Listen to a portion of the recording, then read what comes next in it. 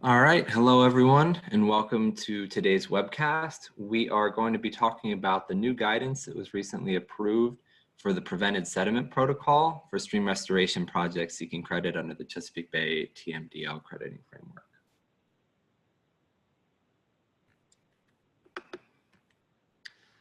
Just a quick welcome to the webcast and a few reminders for folks that maybe haven't joined in a while, or for those of you who are new to our CSN webcast series. First of all, please go ahead and keep your phones and audio muted throughout the presentation today. We do have the group chat open, and I will be keeping an eye on that. We will take breaks throughout the presentation today to answer questions that come in through the group chat. Feel free to enter them anytime as they pop into your head. You don't have to wait for the breaks to start typing your questions in. We do have a couple of quick poll questions at the beginning. Go ahead and answer those to the best of your ability. It helps give us a sense of who our audience is today. We are recording today's session. Everything will be recorded, and we'll have the full recording along with the slides posted to our website at the link where you registered, probably by early next week. And we do appreciate your feedback. So just let us know what you think and how things are going, whether we did a good job, whether it helped you out or not. There's a survey at the end today. We do have a couple other webcasts coming up. The first one I wanted to let you know about is a joint webcast that we are doing with the Chesapeake Bay Program's Phase 6 modeling team, the CAST team, which is the Chesapeake Assessment Scenario Tool. So for those of you who are doing planning for stream restoration for either local planning purposes or for the Chesapeake Bay TMDL, and you want to know how to enter your projects into the Bay Program's watershed model to find out what your estimated load reductions are going to be, we will provide updates on some changes with the new Phase 6 model related to stream restoration and sediment delivery.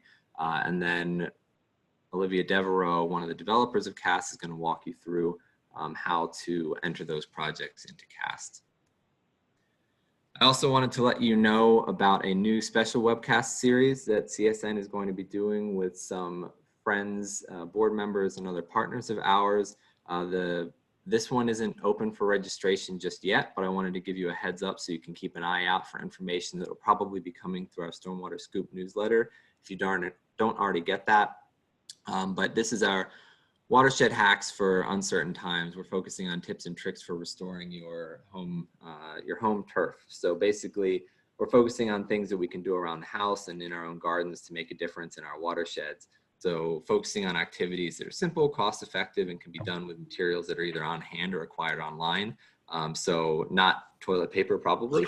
But we're also going to be looking at how those activities can engage our families, maybe even provide a teachable moment or two for kids. So keep an eye out for that. We're going to try to be doing that weekly over the next month or so. All right, and so with that, we are going to go ahead. I have a couple of poll questions for you all today. Just 3 quick questions. Those are all going to pop up at once. The first one is to just let us know who you're representing today. If you're with the local government, the private sector, regulatory agency, nonprofit, academia, or other. You can go ahead and fill that out and let us know. The second question is to let us know who you're watching with today. Normally I would ask how many people you're watching with, but hopefully you are all at home being safe and responsible, but perhaps you are there with your pets or your spouses, significant others, maybe even trying to teach your children about stream restoration, get them ahead of the game a little bit.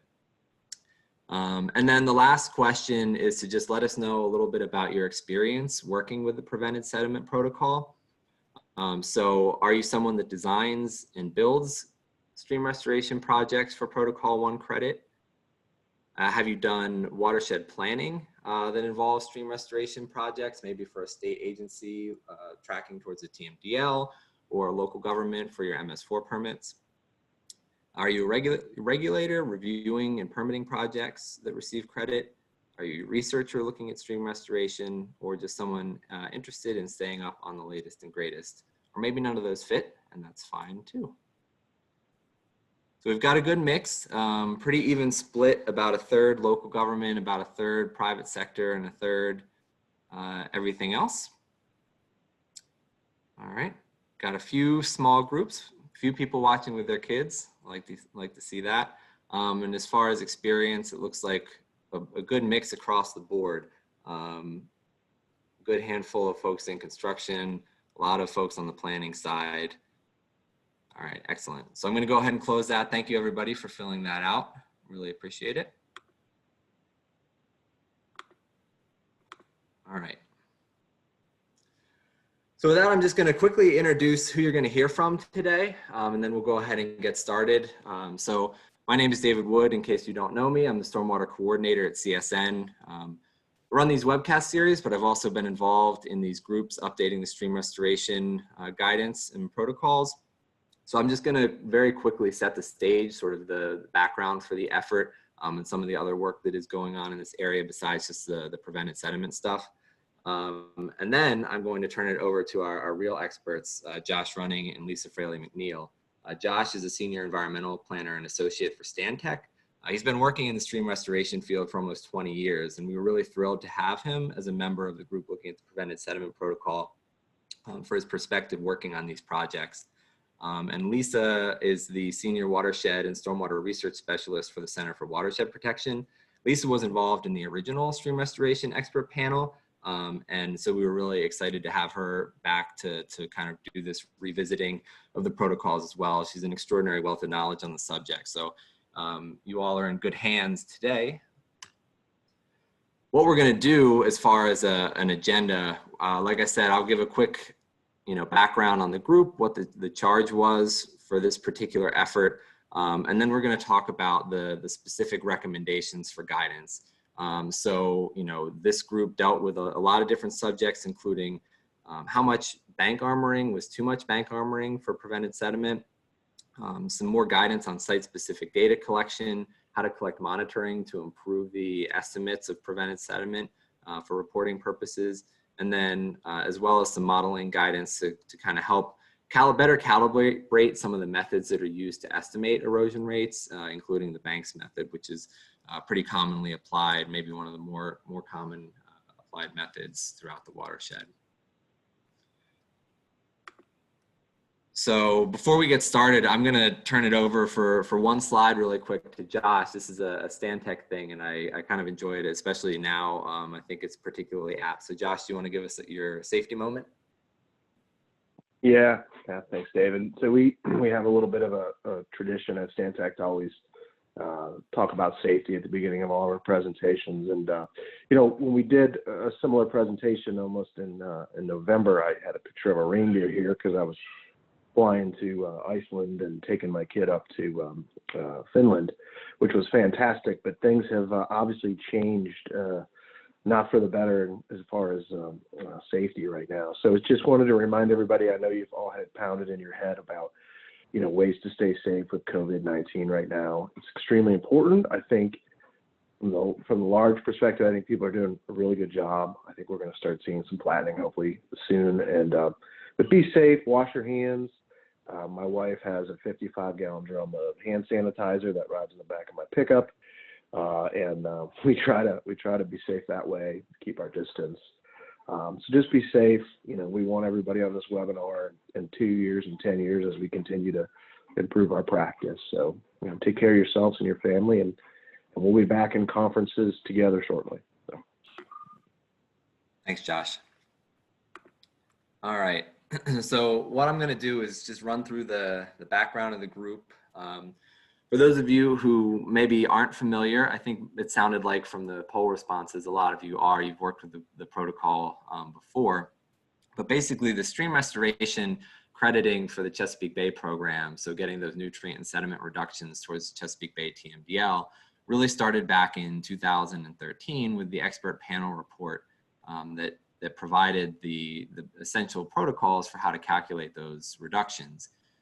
After the report was released, there was a 6-month test drive period in 2014 where the recommendations were handed over to a number of practitioners to sort of try them out and see how it worked, to see if there were any concerns at that point in time. And then a few changes were made to try to accommodate what those recommendations were after the test drive. And then in 2017, the Chesapeake Bay program went through their midpoint assessment, where they revisited really everything across the program to update to the latest science, including a new watershed model, which changed a little bit about how the streams are simulated in the model, and sediment delivery is done.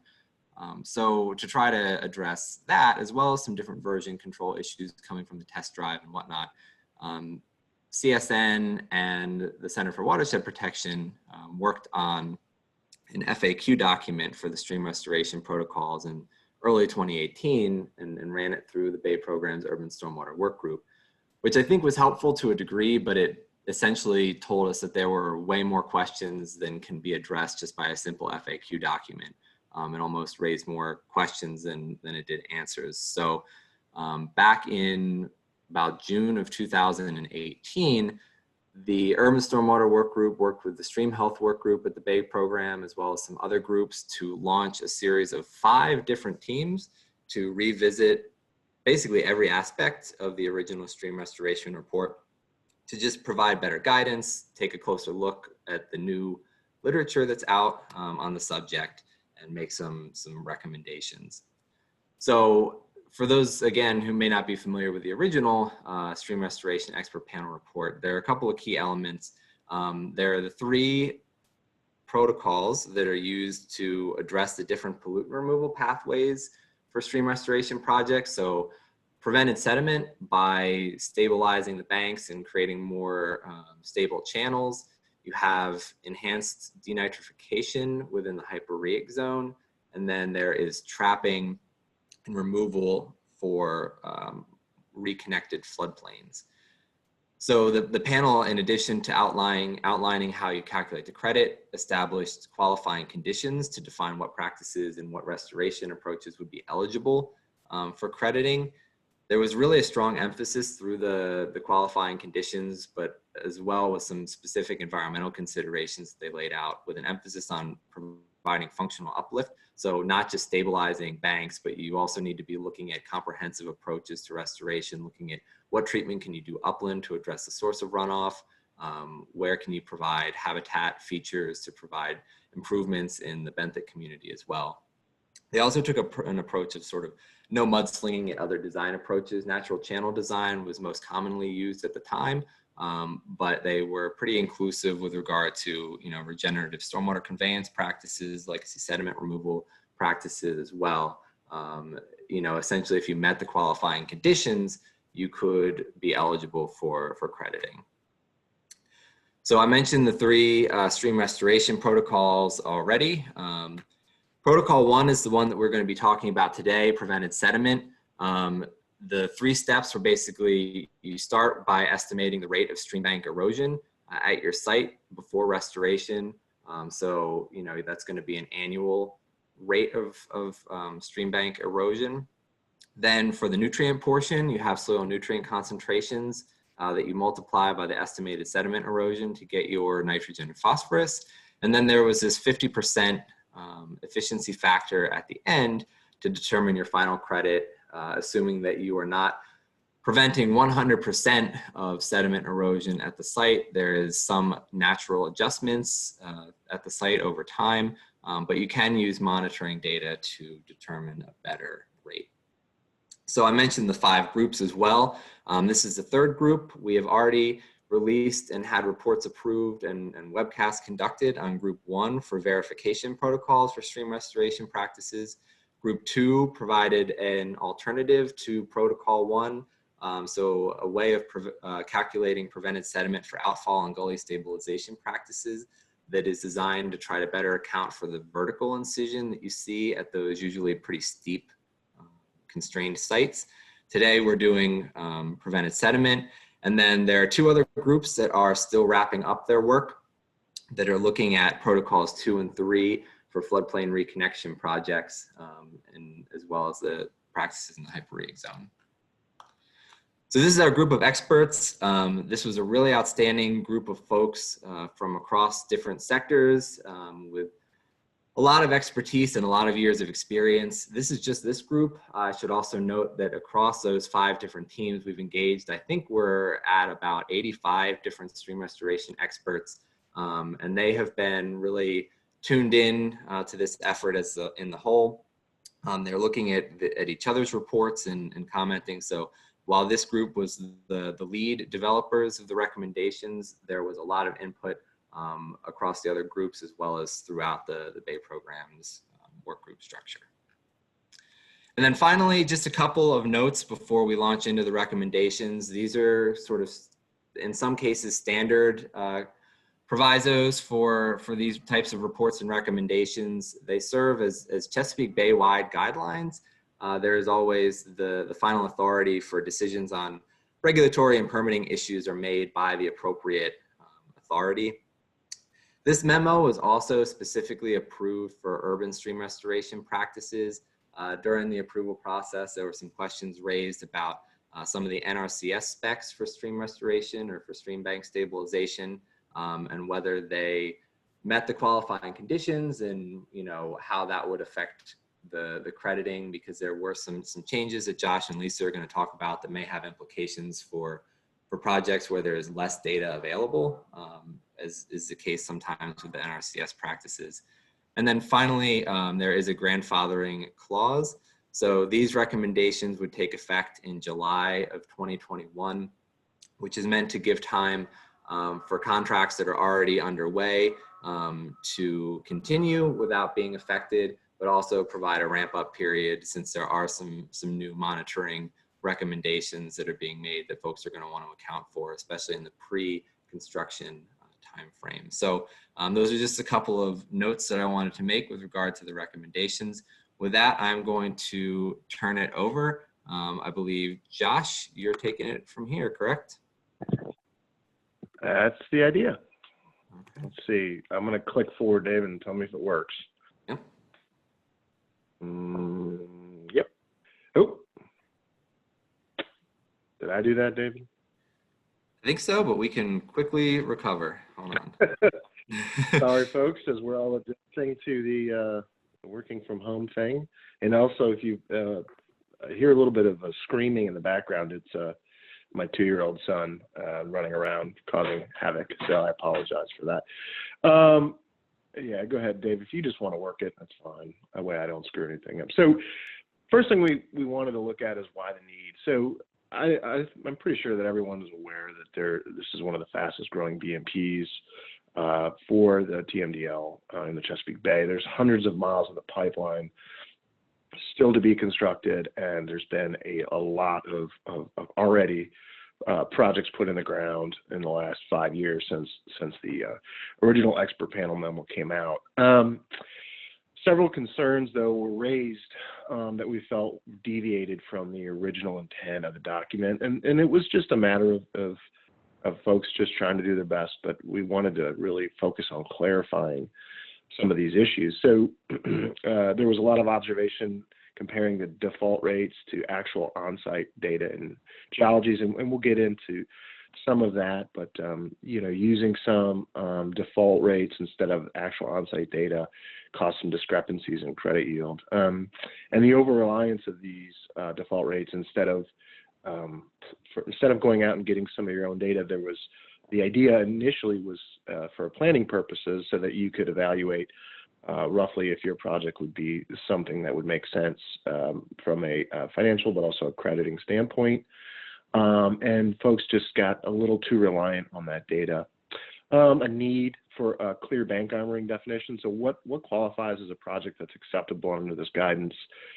We felt, a lot of people were, pushing, just straight up, resource or infrastructure protection projects. And we wanted to clarify the intent of the document a little bit more.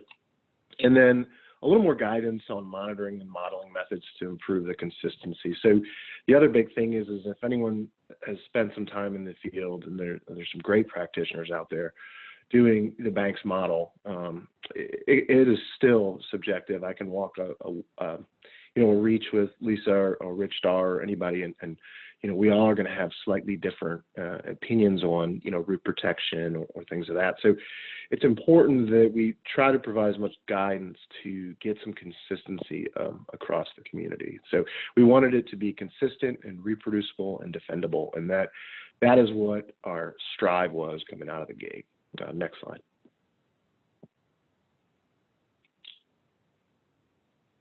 So jumping right into bank armoring then. So some of our recommendations coming into this was to provide a clear definition of bank armoring, and giving folks an idea on what treatments are acceptable and to what level, and then what is something that needs to be considered, outside of what we would consider creditable. We wanted to put emphasis on site-specific data collection. We've looked through a bunch of studies. We were involved in one at Stantec, and other folks had taken that on through their own programs, taking soil samples for nutrients, bulk density, and found a pretty large discrepancy in data and what folks were using versus the default values, and then also, bulk density. And there's an issue that we got into with using one standard bulk density measurement or assumption that was extremely high in some areas. So we wanted to emphasize that, so that, if you have a bank that has higher nutrient concentration, say it runs through a pasture or something that was actively managed, you should get credit for that, because that is, in our minds, what the true science tells us. So we wanted to provide clear guidance for monitoring and modeling approaches, so a little bit more definition there, and then also recommend ways of calibrating banks assessments. There's a lot of interpretation, and there's some things that we can do to kind of bring all these data points closer together. Next slide. Okay, we're going to get into bank armoring here. The original expert panel, the only definition of guideline was that the projects primarily designed to protect public infrastructure by bank armoring or riprap do not qualify for credit. We felt that, there was a little bit of interpretation at that point. Some folks did do projects that had some armoring, but if you look at the overall goals, that's right, Greg. I love that movie, so I had to use it when using armoring. So we decided to break it into some definitions, and we kind of broke it into three groups. One, practices that are non-creditable, practices that are creditable with limits, and then practices that are completely creditable regarding how much you use them. And that will allow folks to say, oh, well, it's this method, I can use this all day long and be fine, or it's this, so I need to be careful on what I'm doing and how much I'm putting in. Next slide, Dave. All right. So non-creditable approaches, highly engineered permanent structures, and we've all seen these, and they do have a need at times, especially to protect critical infrastructure and stabilize banks in areas that just don't have the room. Concrete retaining walls, sheet pilings, planking, gabions, engineered block walls, ajax, dumped riprap, cars, all kinds of things that you see on stream banks that are not necessarily there. And there's some leeway here in the next, and we'll kind of talk about that because there's some tweeners. But we feel these 6 items are something that you're not going to be able to get credit for.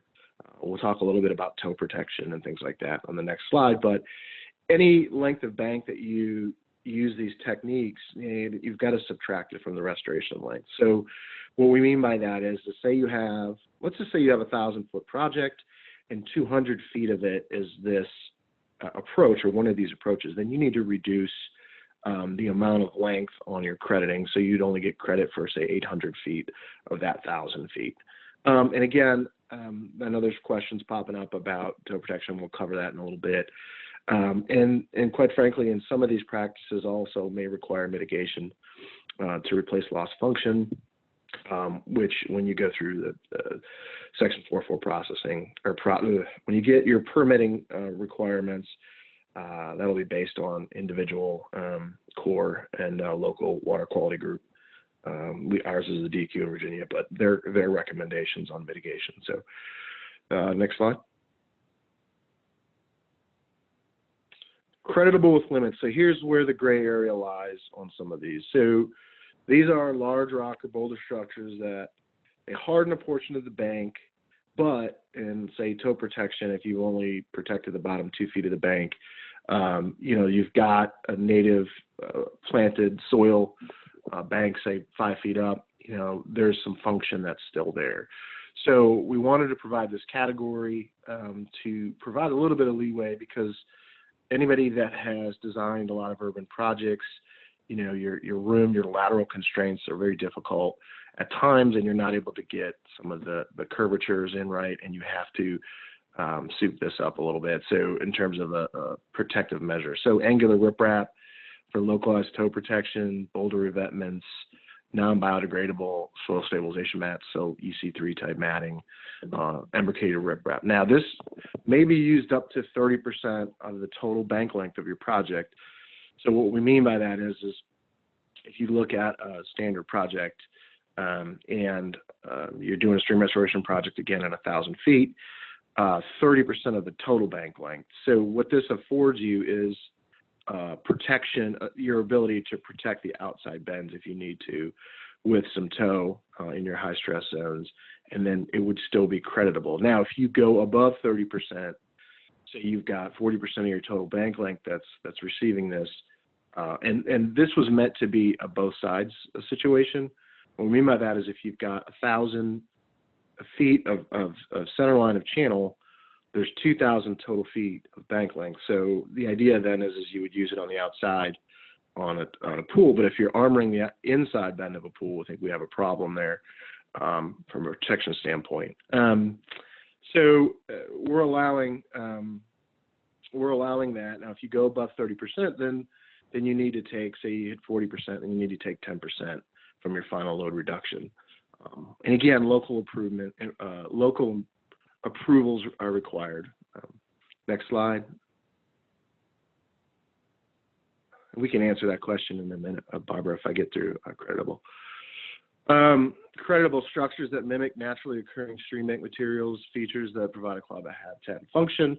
So these are things that we use quite often in the natural channel design playbook: root wads, live stake, soil lifts, wood toe, riffle weir, berm, pools, J-hooks, those types of things that are meant to basically reproduce or mimic natural process and go from something that is purely rock to something that is vegetated. So these you can use all day long and not have any issue. There's no limitation on use. David, did you want to stop and answer a question or two? Sure. Do you want to answer Barbara's question first? Yeah, so she says, okay, this is different than a living shoreline with a rock sill, right?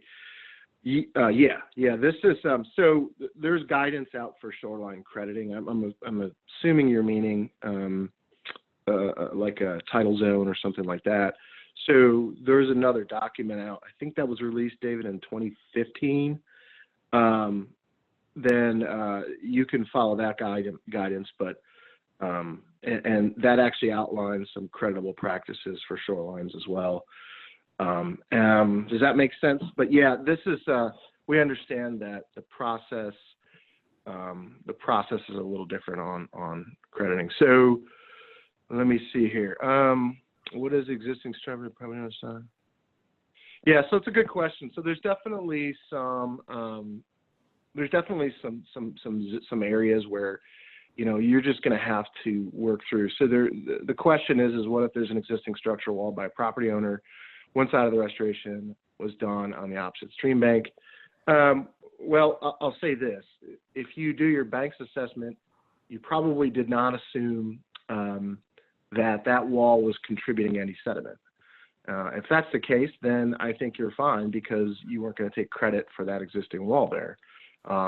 So in my opinion, I think that's fine, and it needs to be just stated at the beginning of the project that, hey, look, we're not going to be able to move that wall. That's it's a wall that is essentially needed to hold back soil or keep a foundation stable. So my opinion is that it shouldn't take out the fact that you want to do a restoration on the other within that stream, and you should get credit for the side that you're doing work on. If you're above 30%, are you subtracting from the final bank length or the final reduction in pounds? Thanks for clarifying.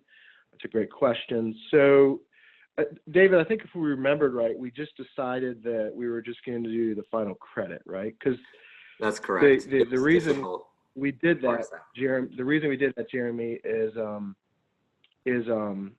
because we felt people could start cherry picking which reach they wanted. So like somebody said they've got, 500 feet of really bad eroding and it's producing 75% of the credit on a project, then they would say, well, we're not getting credit for the lower section. We just said, look, keep it easy. If you're over 30% and you need to take 10% off your credit, whatever your total credit yield is, 0.1 times that, and that's what we reduced from your project.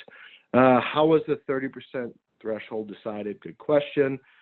It was kind of well, I want to say it was a random guess, but if you draw the meandering channel, an alignment through, we looked at areas that were just on the high shear area, so the outside bends. And like I said, the inside bends of a pool shouldn't be armored if you're getting the geometry right. I know it's difficult. I know that's not always the case. But that's about how we came up with 30%, is looking at where the high shear areas were going to be on most projects and saying that's acceptable. Everything past that, we know you have limits, so you need to find a way to work through it. And if you come in and there's just a few areas where you need rock, and then you can put in something more natural, and that would be free sheet. Well, I'll just say that would be approvable. It is a little bit of a tricky answer. Dave, do you have anything to add, or Lisa? No, I think you summarized it pretty well. Thanks, Josh. Okay. Let's go ahead and keep moving along, and then we can get some more questions in a little bit. Yep. I can answer your question later, Nathan, by the way, but you're correct. Okay, this is Lisa. Great. Well, good afternoon, everyone. And so one of the other key emphases in the new Group 3 recommendations was on site-specific data collection. And so the original expert panel did include default rates for nutrient concentrations. However, it did not include a default rate for bulk density. There is a case study example that had a number for bulk density that we've been commonly seeing misapplied as a default value. And we've also seen just an overuse of the default rate for stream restoration as opposed to using the protocols. The original intention of the expert panel was that that default rate would be used for planning purposes or for historic projects, and that everything else should be using the protocols. So with the new Group 3 memo, there is a site-specific monitoring requirement for both bulk density and nutrient concentrations. There's also recommended field and lab methods, so information on how to collect samples, how many are needed, and the different lab protocols that can be used. There's explicit language on the need to use the protocols as opposed to just relying on the default rate. And there's also a separate section on recommendations for planning level estimates.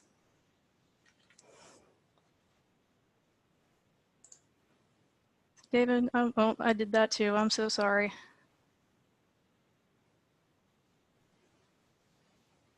That's all right. Give me 1 second. I'll get us back going.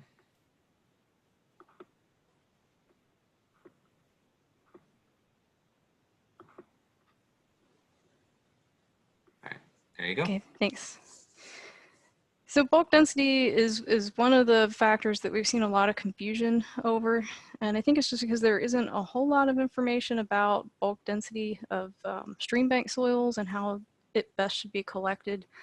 So what you're seeing in the table here, that 125 pounds per cubic foot number, is the bulk density that was included in that case study example that we've been seeing that's misapplied as a default rate. And what we're seeing is that bulk density is generally a lot lower than that, and it tends to run about 50 to 70% of that case study value, as you can see in some of the other studies that are included in this table. So getting a representative value for bulk density is really important for calculating the sediment load.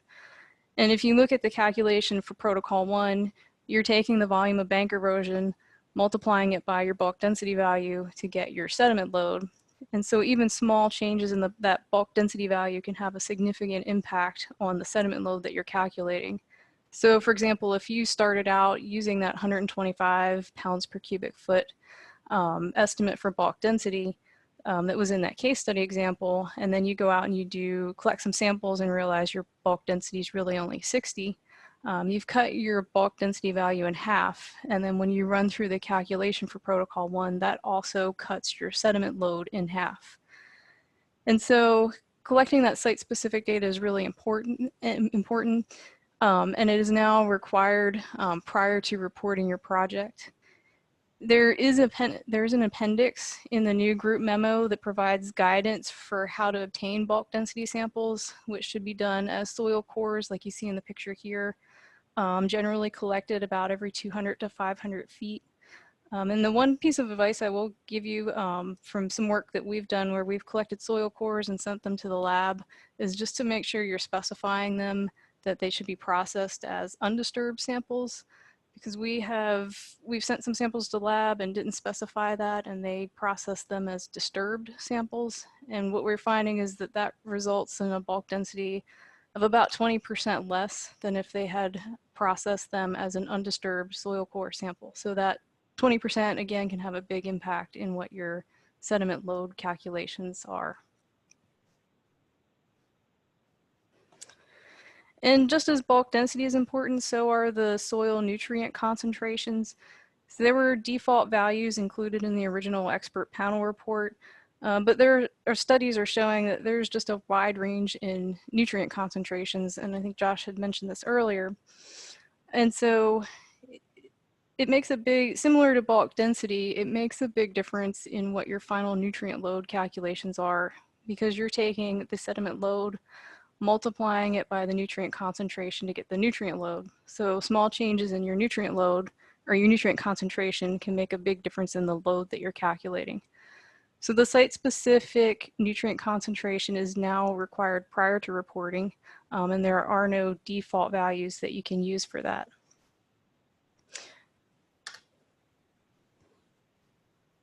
So with all the emphasis on, this collection of site-specific data, you're probably wondering, well, how do I get a planning level estimate without going out and collecting all these samples?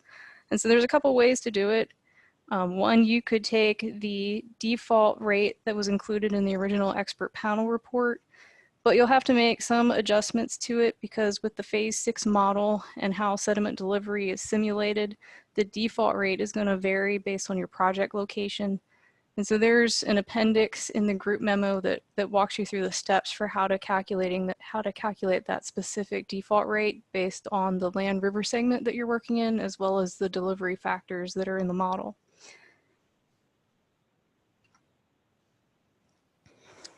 And then a second way to get a planning level estimate, instead of relying just on the default rate, is to do something like a banks assessment or using some existing survey data that's been collected to get a more tailored planning level estimate. And so if you take this approach, you will need some estimates for both bulk density and soil nutrient concentrations.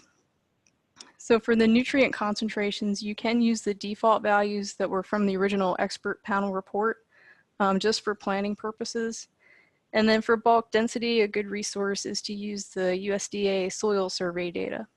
But again, just to reiterate, you can't use these values when you go to report your project to the state. You'll have to have collected site-specific samples. So the new group memo also provides additional monitoring guidance. The original expert panel report applied a 50% reduction efficiency for protocol 1 as a way to be conservative and just realizing that there's no project that's going to be 100% effective. However, you could use monitoring to get a higher restoration efficiency if you show through monitoring that higher efficiency has been achieved. And so this could be done through monitoring, such as doing cross sections or bank pins. It could also be done through a modeling approach, such as banks, that Josh is going to talk a little bit more about later.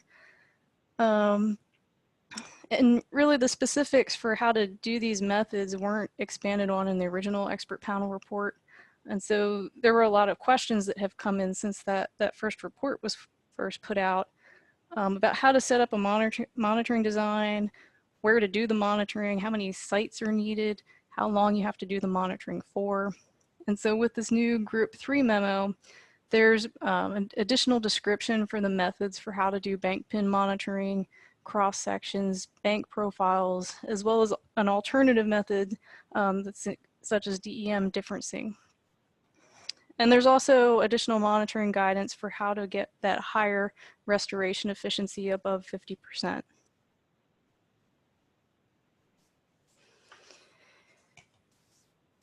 So in order to get that higher restoration efficiency, you'll have to have done both pre and post restoration monitoring.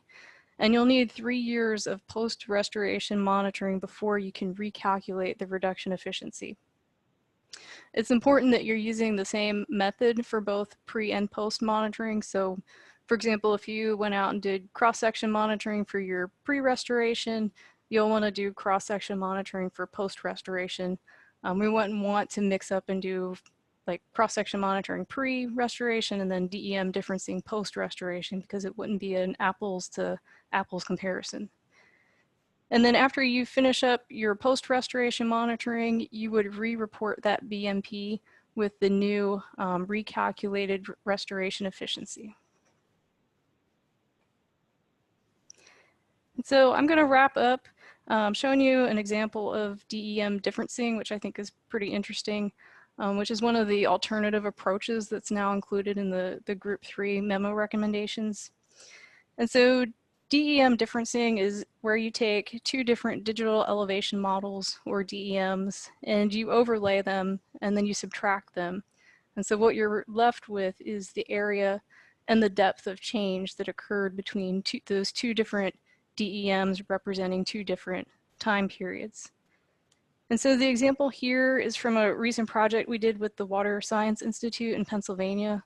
I think the blue areas on this are representing bank erosion, and the red areas are representing deposition. And so on here you can see the stream channel, you can see some areas of bank erosion, you can see some red indicating deposition within the floodplain.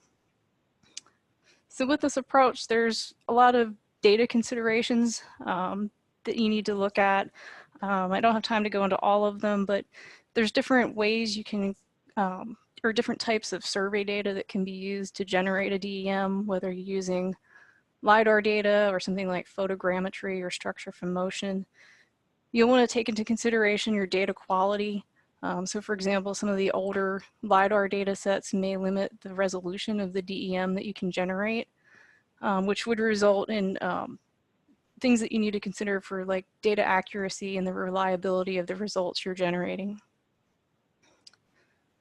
You'll want to look at the data that's actually available.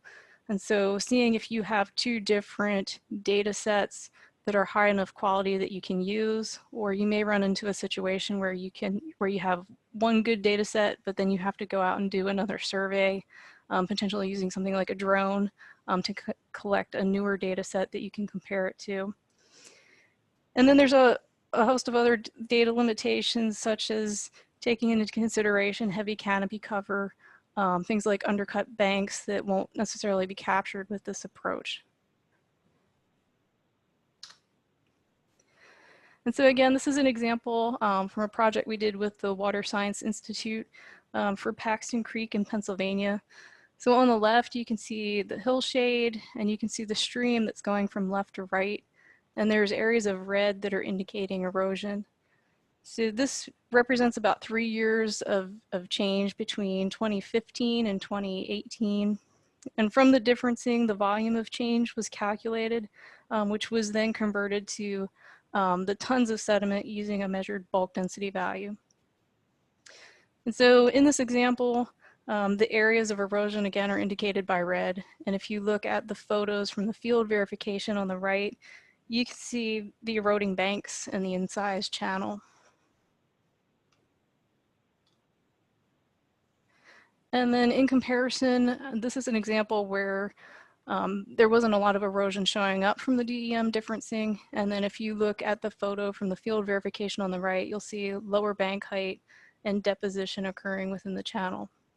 And so overall, I think this is a really interesting approach. I think it's a useful tool that has a lot of promise. And so I'm looking forward to seeing how we can continue to refine it moving forward.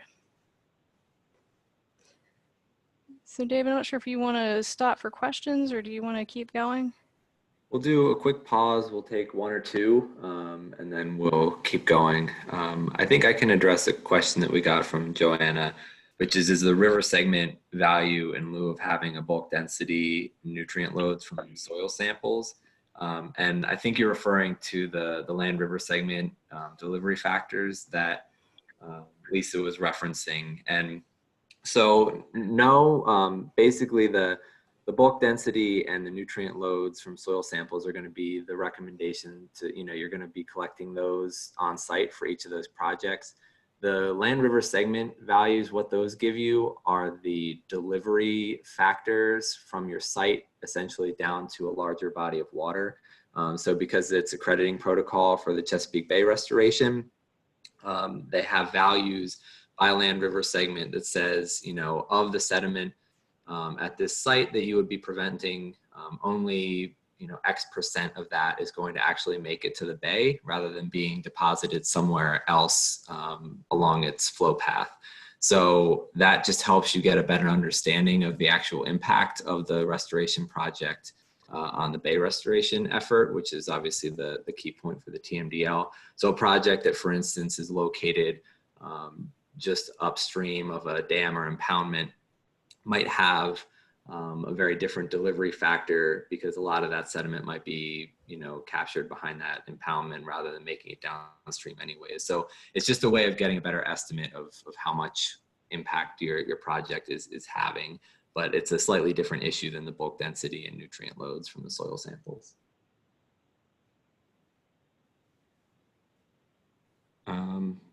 I don't see any other questions on that section. Let's go ahead and keep going, and then if folks have any other questions, we'll just get them at the end.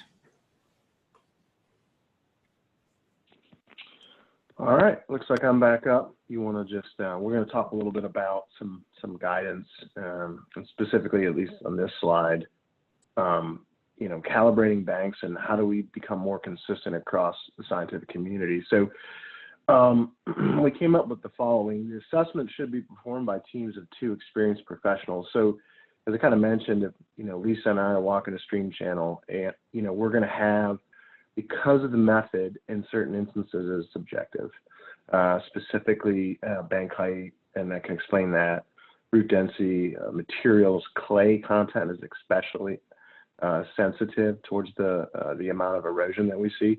We really want folks to be trained up and then have an open discussion with somebody else walking that. We understand that, not all the time we can have 2 folks out there, but we really recommend that for consistency.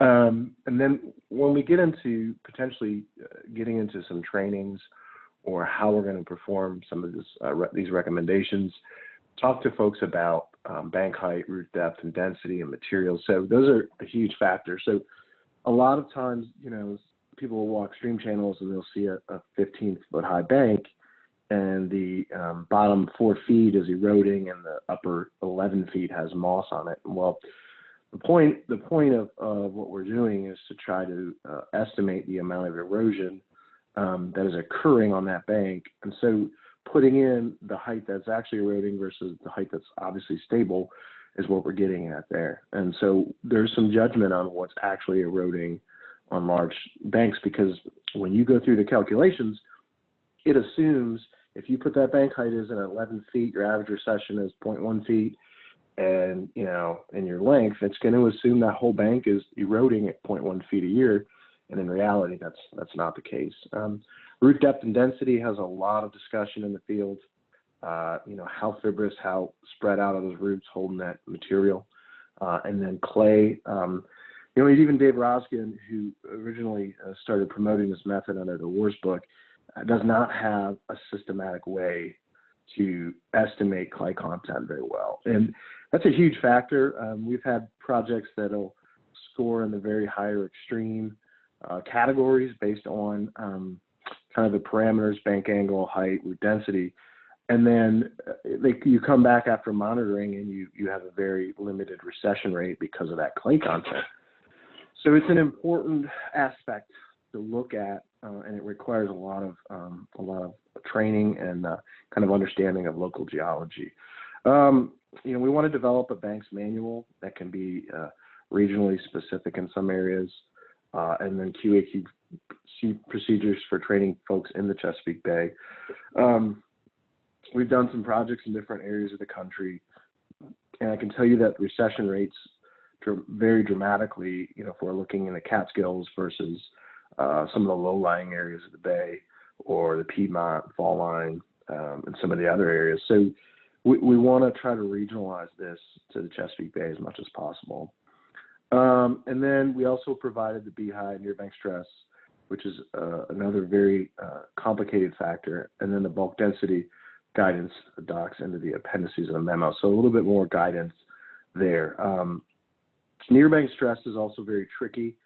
Several academics are looking into how to best estimate that in the field. It requires measurements, which a lot of folks do not have a ton of time for.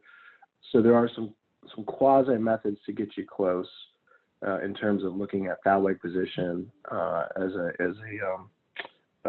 indicator of how much shear stress is getting on that specific bank. So there's some methods that we use and employ that help us as a group get closer, but there's always going to be some subjectivity. So we want to continue to train and educate ourselves together. Next slide, David. So there are new bank erosion rate curves that are slowly creeping along. It's been a very difficult process because, well, I'll jump to the bottom bullet first, and we actually developed a couple curves in partnership with the Ashokan Watershed Protection Program up in the Catskills in New York, so they could start prioritizing their projects based on recession rate and based on getting an actual regionally specific curve.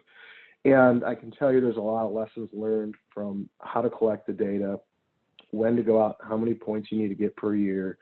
And so these curves then vary dramatically when you look across the Chesapeake Bay. The coastal plain curve and the Piedmont curve would be recommended, and we're looking at how we can develop those between a party of folks. You know, we've got numerous data points, but in order to get some decent correlations, you really need 6 points per combination, near bank stress, B-high combination. And then, you know, when you start looking at the different statistics involved in what is significant and what are the, you know, the variations in trend lines and was our Cook's number, you start getting into some pretty fun stats that'll really frustrate you. So the more data we can collect, the longer, and finding some needle in the haystack type points, which would be like, for example, you know, in order to round out the curves, we would need very high banks, low near bank stress combinations. And they kind of work somewhat in concert, right? Where you're not going to have a very high situation in a low near bank stress situation because they play off of each other a little bit. So it's hard to find some of those combinations. The other thing is we need to continue to look at funding. This takes time and effort, and everybody, you know, is busy working on improving the bay, and so that a group effort is kind of being piecemeal, but what we need is a concerted effort. So we need a couple of years, and we need funding to kind of push this as a group, because it's a lot for one or two groups to take on and try to develop these curves. But we feel, you know, that once we get them developed, you know, we'll have more information available than just the North Carolina curve and the Hickey curve that was developed. And, you know, so we're pushing on it, but it's going to take a lot. So it's a work in progress is all I'll get at, but we're trying. So next slide. Okay, I think that is the last slide. David, would you like to close it out?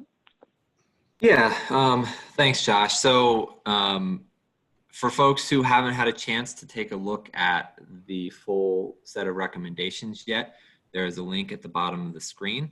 If you want to jot that down, it's on our website. It was approved by the Chesapeake Bay Program back in February, I think it was, when we finally got the official sign off on it.